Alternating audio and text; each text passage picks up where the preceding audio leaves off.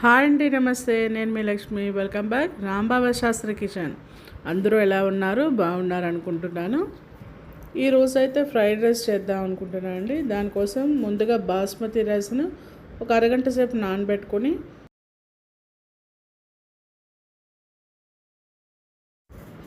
రైస్ని అంతా కూడా ప్రిపేర్ చేసుకుని రెడీగా ఉంచుకోండి. ఈ ఫ్రైడ్ రైస్ ప్రిపేర్ చేయడానికి ఒక ప్యాన్ తీసుకుని దాంట్లో కాస్త ఆయిల్ వేసి అల్లం వెల్లుల్లి పేస్ట్, కాజు, స్పైసెస్, మసాలా స్పైసెస్ అన్నింటినీ కూడా యాడ్ చేశాను.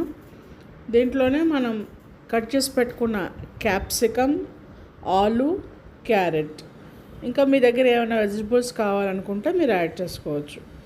నేనైతే 3 వెజిటబుల్స్ అన్నింటినీ కూడా యాడ్ చేసి ఇవన్నీ కూడా కాస్త మగ్గేంత వరకు కూడా లో ఫ్లేమ్లో సిమ్లోని మూత పెట్టుకొని చేసుకోవాలి.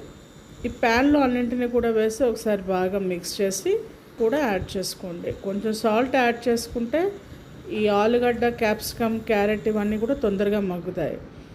మూత పెట్టుకొని ఒక 5 నుంచి 10 నిమిషాలు లో ఫ్లేమ్లో కానీ చేసుకున్నట్టయితే మనం ఆల్రెడీ వేసిన వెజిటబుల్స్ అన్నీ కూడా కాస్త మగ్గుతాయి.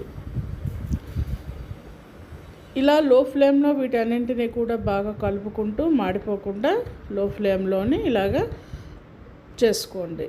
ఆల్రెడీ మనం బాయిల్ చేసిన ఈ బాస్మతి రైస్ విడివిడిగా రావాలంటే న్యూడిల్స్ తినే ఫోర్క్తో కానీ ఇలా అప్లై చేసినట్టయితే రైస్ విడిపోయి వస్తుంది.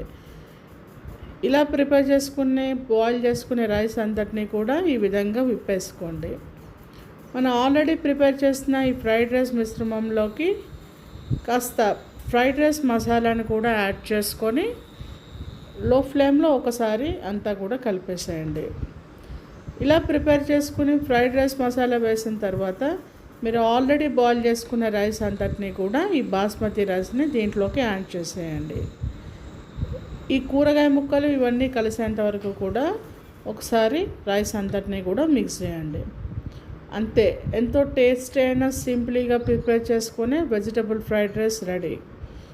దీని అంతటినీ కూడా ఒక్కసారి స్టీమ్లో పెట్టి ఒక 5 నిమిషాలు ఉంచి ఆఫ్ చేసేయండి. దీన్ని వేడి కూర్మాతో కానీ లేదా రైతాతో కానీ తింటే చాలా బాగుంటుంది. పిల్లలకి చాలా ఈజీగా లంచ్ బాక్స్కి ప్రిపేర్ చేసి ఇచ్చే డిష్ కూడా ఇదే. సో ఈ వెజిటబుల్ రైస్ని మీరు కూడా ఒకసారి ట్రై చేయండి.